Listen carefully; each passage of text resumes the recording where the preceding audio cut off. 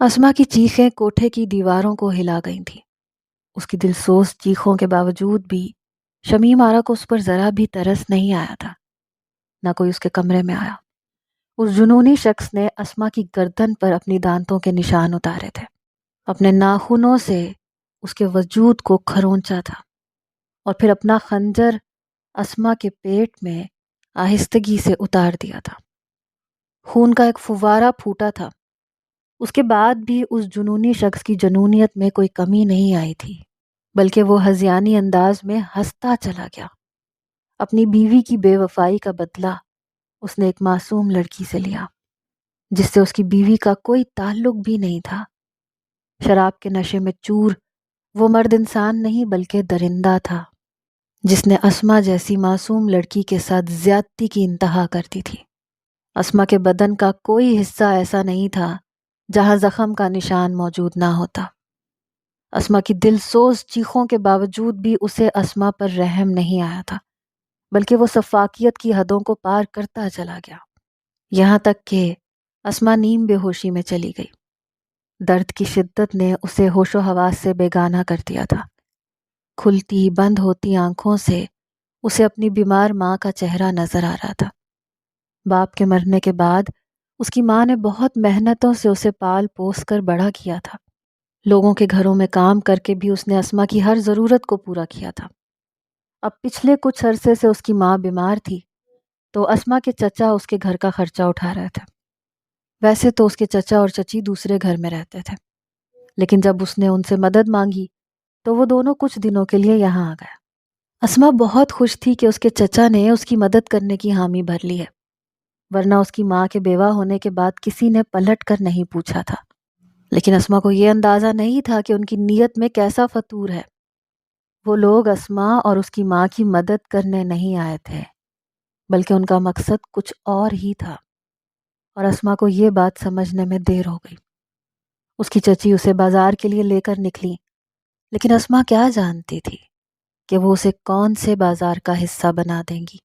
اس کے تو اپنوں نے ہی اس کی پیٹھ پر خنجر گھونپا تھا، اور اب ایک خنجر اس کے پیٹ میں اتر گیا تھا، لیکن اس کے باوجود بھی اس درندے نے اسما کے وجود کو اتنی آسانی سے نہ چھوڑا، بلکہ وہ اسما کے ساتھ کئی گھنٹے گزار کر اس کمرے سے باہر نکلا تھا۔ اس کے جانے کے بعد جب شمیم آرا کمرے کے اندر گئی تو اسما اپنا پیٹ پکڑ کے تڑپ رہی تھی۔ اچھا خاصا خون بہہ چکا تھا، جگہ جگہ زخموں کے نشانات تھے۔ ایسا لگتا تھا جیسے کسی بھیڑیے نے اسما پہ حملہ کیا ہو۔ نیم بے ہوشی کے عالم میں اسما شمیم آرا کو دیکھ کے چیخنے چلانے لگی، اور شمیم آرا ہنستے ہوئے کہنے لگی کہ اتنا کچھ نہیں ہوا ہے، اکثر گاہک ایسے ہی جنونی ہوتے ہیں، پریشان نہ ہو۔ پھر اسما کو ہسپتال لے جایا گیا تو پتہ چلا کہ اس کی بچے دانی ضائع ہو گئی ہے، وہ کبھی ماں نہیں بن سکتی۔ یہ خبر اسما کے لیے قیامت جیسی تھی۔ 13 سالہ اسما کی پوری زندگی تباہ ہو گئی تھی، کیونکہ وہ ان درندوں کے ہاتھ لگی تھی، اور اسے یہاں تک پہنچانے والا اور کوئی نہیں بلکہ اس کی اپنی چچی تھی، وہ چچی جن پر وہ بہت بھروسہ کرتی تھی۔ وہ خود اسے طوائف بنا کر گئی تھی۔ اسما کی آنکھوں میں آنسو تھے۔ 2 دن ہسپتال کے بستر پر پڑے رہنے کے بعد جب وہ واپس کوٹھے پہنچی تو اسے لگا تھا کہ شاید اس پر رحم کیا جائے گا، لیکن 2 دن کے بعد ہی شمیم آرا نے اسے پھر ایک درندے کے حوالے کر دیا، جس نے ایک بار پھر اسما کے وجود کو زخم زخم کر دیا۔ اسما کی تکلیف، اس کا درد سمجھنے والا یہاں کوئی نہیں تھا۔ یہاں رہنے والی عورتیں بہت سخت جان ہو چکی تھیں۔ اسما کی چیخوں سے کسی کو کوئی فرق نہیں پڑتا تھا۔ شاید وہ بھی انہی لمحات اور ایسے ہی بھیڑیوں سے گزر کر یہاں تک پہنچی تھی۔ اسما جان گئی تھی کہ اب ساری زندگی اسے یہیں گزارنی ہے، اور اسی طرح ہر رات اپنے آپ کو بے آبرو کروانا ہے۔ اسی لیے اس دن اسما نے خود سے وعدہ کیا تھا کہ اگر اسے یہاں رہنا ہے تو وہ کسی سے ڈر کے نہیں رہے گی، بلکہ اپنی شرطوں کے مطابق جیے گی۔ اور اس دن کے بعد سے ہی اس نے اپنے آپ کو بدلنا شروع کر دیا۔ وقت گزرتا چلا گیا، اسما حسین سے حسین تر ہو گئی۔ اس کے پیچھے گاہک دیوانے ہوتے تھے، لیکن وہ اپنی شرطوں پر رات گزارتی تھی۔ اپنے اصولوں سے وہ ایک پائی پیچھے نہیں ہٹتی تھی۔ دھیرے دھیرے اس نے شمیم آرا کو بھی ایک کونے سے لگا دیا اور خود کوٹھے کی زینت بن گئی۔ شمیم آرا کی ویسے بھی عمر ہو چکی تھی۔ پھر ایک دن شمیم آرا نے ہمیشہ کے لیے اپنی آنکھیں بند کر لیں اور اس دن سے یہ کوٹھا اسما کے ہاتھ آ گیا۔ شمیم آرا کے گزرنے کے بعد جب اسما اس کوٹھے کی مالکن بنی تو اس نے سب سے پہلے اپنے گھر کی راہ لی۔ منہ چھپائے رکشے میں بیٹھی وہ اپنے گھر پہنچی، لیکن وہاں پر اب کوئی اور ہی مکین تھے۔ اس نے ارد گرد سے اپنی ماں کے بارے میں معلوم کرنا چاہا تو پڑوس میں رہنے والے رحیم چچا نے بتایا کہ نجمہ کی بیٹی اسما تو گھر سے فرار ہو گئی تھی، اپنی چچی کے ساتھ بازار گئی، وہیں سے اپنے آشنا کے ساتھ بھاگ گئی۔ اسی صدمے سے اسما کی ماں چل بسی۔ یہ گھر اس کے چچا چچی کے نام ہو گیا تھا۔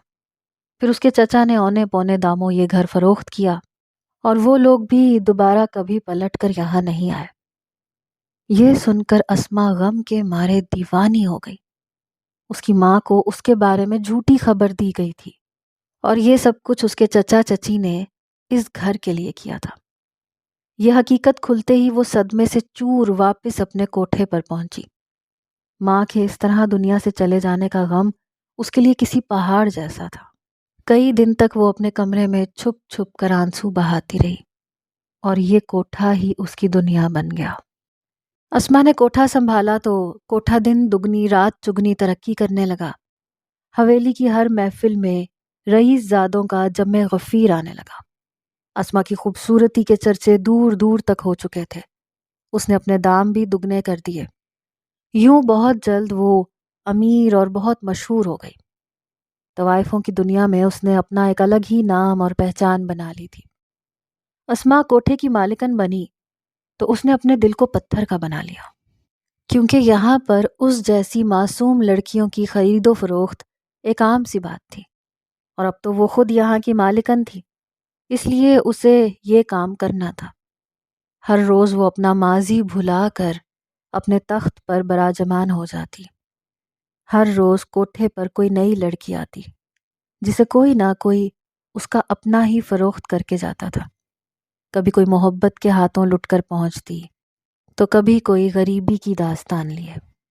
اسما اس لڑکی کو محبت سے اپنے سینے سے لگاتی، اسے کوٹھے کے طور طریقے سکھاتی اور پھر اس کی صحیح قیمت پر اسے گاہکوں کے حوالے کر دیتی۔ خود بھی اب تک اس نے گاہکوں کا دل لبھانا نہیں چھوڑا تھا۔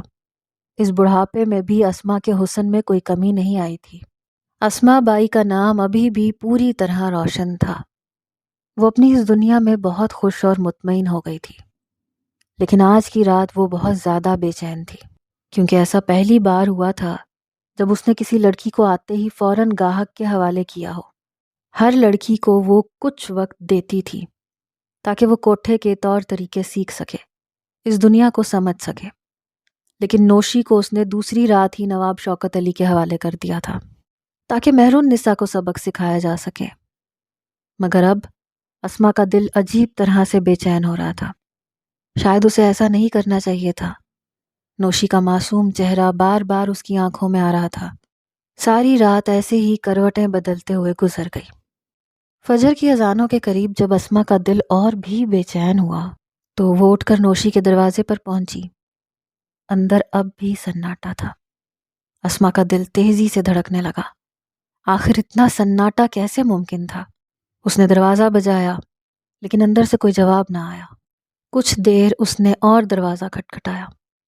آہستگی سے دروازہ کھل گیا اور اندر کے منظر نے اسما بائی کے ہوش اڑا دیے تھے۔ وہ بہت تیزی سے کمرے کے اندر داخل ہوئی اور اس کی آنکھیں پھٹی کی پھٹی رہ گئیں۔ نوشی، یہ سب کیا ہے؟ ہکلاتے ہوئے اسما بائی نے پوچھا تھا۔ میں نے کچھ نہیں کیا، میں نے جان کے کچھ نہیں کیا اسما بائی۔ نوشی خود میں سمٹی سہمی ہوئی ایک کونے میں جا کے کھڑی ہوئی تھی۔ کمرے میں خون کی ایک باریک لکیر بہہ رہی تھی۔ فرش پر نواب شوکت علی اوندا پڑا ہوا تھا اور قریب ہی ایک گلدان ٹوٹ کر بکھرا ہوا تھا۔ اسما بائی نے تیزی سے آگے بڑھ کر نواب شوکت علی کی نس پہ ہاتھ رکھا اور اس کی اپنی سانس بند ہو گئی، کیونکہ نواب علی کی زندگی کی ڈور ٹوٹ چکی تھی۔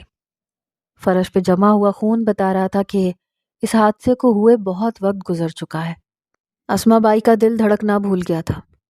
یہ تم نے کیا کیا نوشی؟ نواب شوکت علی کی جان لے لی؟ اسما بائی کو یقین ہی نہیں آ رہا تھا۔ نوشی بری طرح روتے ہوئے سسک رہی تھی۔ نواب شوکت علی میرے قریب آ رہا تھا، مجھے ہاتھ لگانے کی کوشش کر رہا تھا، میں نے اسے ہٹانا چاہا لیکن یہ نہیں مانا، میرے ساتھ زبردستی کرنے لگا، اس لیے میں نے اس کے سر پہ گلدان دے مارا، مجھے نہیں پتا تھا اس کا سر پھٹ جائے گا۔ نوشی روتے ہوئے پوچھ رہی تھی، کیا یہ مر چکا ہے اسما بائی؟ اسما بائی نے ہاں میں سر ہلایا اور نوشی کے حلق سے ایک چیخ نکلی تھی۔ اسما بائی نے تیزی سے آگے بڑھ کر نوشی کے منہ پر ہاتھ رکھ دیا۔ خبردار جو شور کیا تو، اگر کسی کو پتا چلا کہ اس کوٹھے میں نواب شوکت علی کی موت ہو گئی ہے تو بہت برا ہوگا۔ تجھے پتا ہے پولیس یہاں سے لے جا کر تجھے حوالات میں بند کر دے گی۔ وہ پریشانی کے عالم میں مرے ہوئے نواب شوکت علی کو دیکھ رہی تھی اور نوشی دیوار سے ٹیک لگاتی زمین پر بیٹھتی چلی گئی۔ اپنے ہاتھوں میں اپنا منہ دبائے وہ اپنی سسکیوں کو گھونٹ رہی تھی۔ اسما بائی نے جلدی سے جا کر فراز اور زہرا کو بلایا۔ وہ دونوں بھی یہ منظر دیکھ کر شاکڈ رہ گئے۔ آج سے پہلے کوٹھے میں کبھی ایسا کچھ نہیں ہوا تھا۔ یہ کیا کر دیا اس لڑکی نے؟ اسما بائی اب کیا ہوگا؟ ہمارا تو دھندا چوپٹ ہو جائے گا۔ اگر یہاں پولیس آئی تو آئندہ یہاں کوئی گاہک نہیں آئے گا۔ فراز پریشانی کے عالم میں اسما بائی سے پوچھ رہا تھا۔ یہ بات چھپنے والی تو نہیں ہے، نواب شوکت علی کوئی عام آدمی نہیں ہے، ایک بہت بڑا نواب ہے، اس کے بہت سارے ملازم اور گارڈز ہیں جنہیں یہ پتا ہوتا ہے کہ وہ رات کو یہاں آتا ہے، وہ اسے تلاش کرتے ہوئے یہاں آئیں گے، ہمیں سارے ثبوت مٹانے ہوں گے۔ زہرا تم نوشی کو دوسرے کمرے میں لے جاؤ، اس کا لباس تبدیل کرواؤ اور اسے سنبھالو۔ یہ خبر اس کمرے سے باہر نہیں جانی چاہیے، اگر مہر النساء کو علم ہوا تو وہ اتنی آسانی سے خاموش نہیں بیٹھے گی، ویسے بھی وہ اس کوٹھے پر حکمرانی کے خواب دیکھ رہی ہے، اسے ایک موقع مل جائے گا، وہ ہر حال میں تماشا کھڑا کرے گی۔ زہرا سر ہلاتی نوشی کو اپنے ساتھ لے گئی۔ چلو فراز، تم اس کے پاؤں پکڑو، میں اس کے ہاتھ پکڑتی ہوں۔ فی الحال ہم اسے اسی کمرے کے واش روم میں بند کر دیتے ہیں، پھر کہیں سے بوری کا انتظام کرو، اسے بوری میں ڈال کر کسی ندی میں پھینکنا ہوگا۔ اسما بائی کے حکم پر فراز نے نواب شوکت علی کو پیروں سے پکڑ کر اٹھا لیا۔ اسما بائی نے اس کے ہاتھوں سے اسے سنبھالا، پھر کچھ دیر کے لیے اسے واش روم میں بند کر دیا گیا۔ اسما بائی نے خود سارے خون کے دھبے صاف کیے۔ کچھ ہی دیر بعد بوری بھی آ گئی، نواب شوکت علی کو بوری میں بند کر دیا گیا۔ کوٹھے میں چاروں طرف سناٹا تھا، ساری طوائفیں اپنے گاہکوں کے ساتھ کمروں میں تھیں اور باقی سب لوگ جا چکے تھے۔ موقع کا فائدہ اٹھا کر اسما بائی نے اسے ایک پرانی گاڑی میں ڈلوا کر فراز سے دور بھجوا دیا تھا۔ اب کسی نہ کسی طرح اس معاملے کو سنبھالنا تھا اور سارے ثبوت مٹانے تھے، لیکن اس سے پہلے نوشی کو قابو کرنا تھا، کیونکہ اگر وہ لڑکی زبان کھولتی تو سب کچھ ختم ہو جاتا۔ اسما بائی کو اس کوٹھے سے زیادہ نوشی کی فکر تھی۔ وہ تیزی سے نوشی کے پاس پہنچی، جو ابھی بھی خوف کے عالم میں تھر تھر کانپ رہی تھی۔ دیکھو لڑکی، جو کچھ ہونا تھا ہو گیا، اب اگر یہ بات تمہاری زبان پر آئی تو اچھا نہیں ہوگا۔ اسما بائی کو تھر تھر کانپتی لڑکی میں اپنے ماضی کی جھلک نظر آ رہی تھی۔ اسما بائی جو نہ کر سکی وہ نوشی نے کر دیا۔ وہ خود کو اس درندے سے نہ بچا سکی، لیکن نوشی نے اپنے آپ کو نواب شوکت علی سے بچا لیا تھا۔ اسما بائی کو اس لڑکی کی ہمت پر حیرانگی ہو رہی تھی۔ مجھے میرے گھر جانا ہے، مجھے میری اماں کے پاس بھیج دے، نوشی روتے ہوئے اسما بائی سے فریاد کر رہی تھی، اور اسما بائی کے کانوں میں ماضی کے وہی جملے گونج رہے تھے جو انہوں نے شمیم آرا کے آگے کہے تھے۔ شمیم آرا نے ان پر رحم نہیں کیا تھا، اور یہی وجہ تھی کہ آج وہ اس کوٹھے پر اسما بائی کا درجہ حاصل کر چکی تھیں، مگر وہ نوشی کو اس درجے پر نہیں دیکھنا چاہتی تھیں۔ اس کی معصومیت ابھی بھی قائم تھی۔ گھر سے کیوں بھاگی تھی تم؟ کیوں اپنی ماں کو، اپنے باپ کو چھوڑ کے نکلی تھی؟ اسما بائی نے غصے میں پوچھا تھا۔ مجھ سے غلطی ہو گئی تھی، مجھے لگا تھا ناچ گانا اچھا کام ہے، میں اچھا ناچتی ہوں، دنیا میرا رقص دیکھے گی تو میری تعریف کرے گی، لیکن کل رات کے بعد مجھے سمجھ آ گئی ہے کہ میں کتنی غلط تھی۔ میں نے اپنے آپ کو ایک غلط راستے پہ ڈال دیا تھا۔ میں جان گئی ہوں کہ جو کچھ میں نے کیا تھا وہ بالکل بھی ٹھیک نہیں تھا۔ رقص چاہے ٹک ٹاک پر ہو یا طوائفوں کی محفل میں، رقص رقص ہی ہوتا ہے۔ مجھے اندازہ نہیں تھا کہ غیر مردوں کی نظریں کس طرح میرے رقص پر پڑتی ہوں گی، لیکن اب میں سمجھ گئی ہوں، مجھ سے غلطی ہو گئی، مجھے میرے گھر جانا ہے۔ اسما بائی نے زہرا کی طرف دیکھا۔ جاؤ اس لڑکی کو اس کے گھر چھوڑ دو، میں نہیں چاہتی کہ اس کوٹھے کی برائی اس معصوم پر پڑے اور ایک اور اسما بائی کو جنم دے۔ اسے اپنے کیے پر پچھتاوا ہے، یہی کافی ہے۔ اسما بائی کی بات سن کر زہرا حیران رہ گئی تھی۔ آج سے پہلے اس کوٹھے میں کبھی ایسا نہیں ہوا تھا کہ یہاں کوئی لڑکی آئی ہو اور اسے واپس بھیج دیا جائے، لیکن زہرا کی اتنی ہمت نہیں تھی کہ وہ اسما بائی کے حکم کے خلاف ایک لفظ بھی کہتی۔ وہ نوشی کو چادر میں لپیٹ کر نکلنے لگی تو اسما بائی نے زہرا سے کہا کہ اس کی ماں کو یہ اطمینان دلا دینا کہ یہ پاکیزہ ہے، کہہ دینا کہ یہ راستہ بھول گئی تھی، اس لیے تم نے اسے اپنے پاس تحفظ دیا، اور اسے بھی سمجھا دینا کہ یہ اس کوٹھے اور نواب شوکت علی کو اب پوری طرح بھول جائے۔ زہرا نے سر ہاں میں ہلایا اور باہر کی جانب چلی گئی۔ نوشی ہمیشہ کے لیے اس کوٹھے سے نکل گئی تھی۔ اسما بائی کے بے چین دل کو قرار آ گیا تھا۔ وہ بے چینی جس نے ساری رات اسما بائی کو سونے نہیں دیا تھا، وہ اب ختم ہو چکی تھی۔ اسما بائی اپنے کمرے میں آنکھیں بند کر کے بیٹھ گئی۔ جب بھی فراز چلا آیا، اس نے بتایا کہ اس نے ندی میں بوری کو ایسے ہی پھینک دیا ہے۔ اسما بائی کہنے لگیں، اب پولیس یہاں ہر حال میں آئے گی، اس لیے اس بات کی کسی کو خبر نہ ہونے دینا، اور اگر کوئی نوشی کے بارے میں پوچھے تو ہمیں یہ کہنا ہے کہ وہ لڑکی رات کو ہی فرار ہو گئی تھی اور نواب شوکت علی واپس چلا گیا تھا۔ خاص کر مہر النساء کے سامنے یہی بات دہرانی ہے۔ فراز نے سر ہاں میں ہلا دیا۔ ایسے ہی صبح کے 11 بج گئے۔ 11 بجے پولیس والے کوٹھے پر پہنچ گئے۔ نواب شوکت علی کی تلاش شروع ہو چکی تھی۔ اسما بائی نے صاف لفظوں میں یہی کہا کہ نواب شوکت علی رات کو آیا ضرور تھا، لیکن وہ واپس لوٹ گیا تھا، کیونکہ اس نے جس لڑکی کو خریدا تھا وہ لڑکی پچھلے راستے سے فرار ہو گئی تھی۔ نوشی کو یہاں آئے زیادہ وقت نہیں ہوا تھا، اس لیے اسے کوئی بھی نہیں پہچانتا تھا، نہ ہی کسی کو معلوم تھا کہ فراز اسے کہاں سے لایا تھا۔ اسی لیے پولیس والوں کو نوشی کے بارے میں کچھ پتہ نہ چل سکا۔ البتہ اسما بائی نے اپنا بیان قلم بند کروا دیا تھا۔ مہر النساء کو اس بات کی خبر ہو گئی تھی۔ وہ دوڑی چلی آئی اور یہ جان کر حیران رہ گئی کہ رات نواب شوکت علی نے کوٹھے پر نہیں گزاری۔ اس کے چہرے پر خوشی آ گئی۔ اسے یہ یقین ہو گیا کہ نواب شوکت علی اب اس کا ہی رہے گا، کیونکہ نوشی بھی اس کوٹھے پر نہیں رہی تھی۔ پولیس والے کافی دیر کی تفتیش کے بعد واپس لوٹ گئے اور اسما بائی کو سکون آ گیا۔ وہ اپنے مقصد میں پوری طرح کامیاب ہو گئی تھی۔ چند دن خاموشی سے گزر گئے، پولیس کو کوئی سراغ نہ ملا، اس لیے انہوں نے کوٹھے کا دوبارہ رخ نہیں کیا۔ مہر النساء روز تیار ہو کر نواب شوکت علی کا انتظار کرتی، لیکن نواب شوکت علی کا تو کچھ اتا پتہ ہی نہیں تھا۔ پھر ایسے ہی 1 سال گزر گیا۔ اسما بائی نے اس سال میں کسی معصوم لڑکی کو دوبارہ نہیں خریدا تھا۔ جو لڑکیاں کوٹھے پر تھیں بس انہی سے ہی کاروبار چل رہا تھا۔ اس بات پر کوٹھے کی دوسری لڑکیاں بڑی حیران تھیں کہ اسما بائی نے نئی لڑکیوں کو خریدنا کیوں چھوڑ دیا، لیکن اسما بائی کے دل کی حالت سے کوئی واقف نہیں تھا۔ اسما بائی کا دل بدل چکا تھا۔ نوشی کی معصومیت، اس کی بہادری نے اسما بائی پر سوچ کے نئے دروازے کھول دیے تھے۔ کاش وہ پہلی رات خود بھی اپنے پہلے گاہک کے ساتھ ایسا ہی سلوک کرتی۔ کاش وہ کسی درندے کو اپنے اوپر حاوی نہ ہونے دیتی، تو شاید انہیں بھی واپس ان کے گھر بھیج دیا جاتا، شاید وہ بھی اس گندی دنیا سے بچ جاتی۔ یہی وہ باتیں تھیں جنہوں نے اسما بائی کو اس کاروبار کو آگے بڑھانے سے روک دیا۔ ہر کوئی اسما بائی کو بیوقوف سمجھ رہا تھا، جنہوں نے خود اپنے ہاتھوں سے اپنے گاہکوں کو کھونا شروع کر دیا تھا۔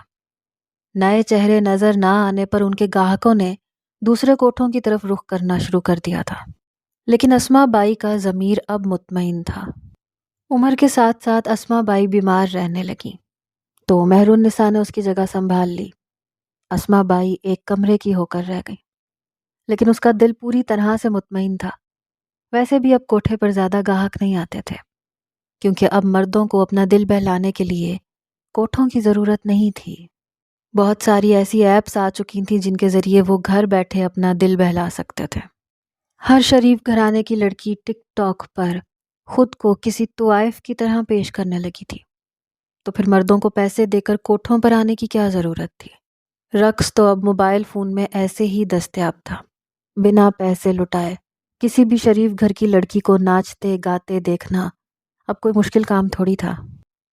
دھیرے دھیرے پیشہ ور طوائفوں کا دھندا خود بخود ٹھنڈا ہوتا چلا گیا، کیونکہ اب ڈیجیٹل طوائف گیری کا دور ہے، جہاں شریف گھرانوں کی لڑکیاں خود کو کسی طوائف کی طرح پیش کرتے ہوئے نہ شرم محسوس کرتی ہیں اور نہ ان کے گھر کے مردوں کی غیرت جاگتی ہے۔ اور پھر ایک رات خاموشی سے اسما بائی نے بھی اپنی آنکھیں بند کر لیں۔ مہر النساء بائی بن کر کوٹھے کے تخت پر بیٹھتی ہے، لیکن اب محفلوں میں پہلے جیسی رونق نہیں ہوتی۔ کبھی کبھی مہر النساء دروازے پر نظریں ٹکاتی ہے کہ کیا پتہ نواب شوکت علی ایک بار پھر اسے سراہنے اور محبت کرنے اس کوٹھے پہ چلا آئے، اس بات سے غافل کہ وہ اس دنیا سے جا چکا ہے۔ یہ کہانی نوشی اور اس جیسی ہر لڑکی کے لیے ہے جسے اپنے ماں باپ کی لگائی گئی پابندیاں بوجھ لگتی ہیں، جنہیں لگتا ہے کہ اس کے ماں باپ نے اسے ریتی رواجوں کی زنجیروں میں جکڑ رکھا ہے، اسے اپنے ماں باپ دقیانوسی نظر آتے ہیں۔ یہ دنیا، یہ معاشرہ کس سمت جا رہا ہے؟ نوشی جیسی لڑکیاں اس بات سے غافل ہیں، لیکن ان کے ماں باپ پوری طرح آشنا ہے، اسی لیے وہ پابندیاں لگاتے ہیں، زنجیروں میں جکڑتے ہیں۔ کیا آپ کو پتہ ہے کہ ٹک ٹاک پر آپ کو دیکھنے والے، آپ کو چاہنے والے کیسی نیت رکھتے ہیں؟ ان کی سوچ کیسی ہے، ان کی نگاہوں اور دل میں کیسی غلاظت ہے؟ اگر آپ نہیں جانتی تو اپنی ویڈیوز لگانے سے پہلے 100 بار سوچیں۔ کیا جسے آپ ٹرینڈ سمجھ کر رہی ہیں وہ طوائفوں کا مجرا تو نہیں؟ کہیں آپ بھی تو ڈیجیٹل طوائف گیری کا حصہ نہیں بن رہی؟ ایک بار ان طوائفوں کے بارے میں ضرور سوچیں جو کسی نہ کسی طریقے سے غلط لوگوں کے ہاتھ لگ کر اس بازار کا حصہ بنتی ہیں۔ کیا وہ رقص کرتے ہوئے خوشی محسوس کرتی ہیں؟ کیا انہیں اپنے آپ کو غیر مردوں کو سونپنا آسان لگتا ہے؟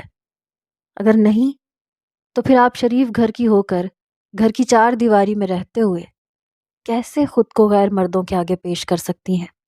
ذرا نہیں، پورا سوچئے۔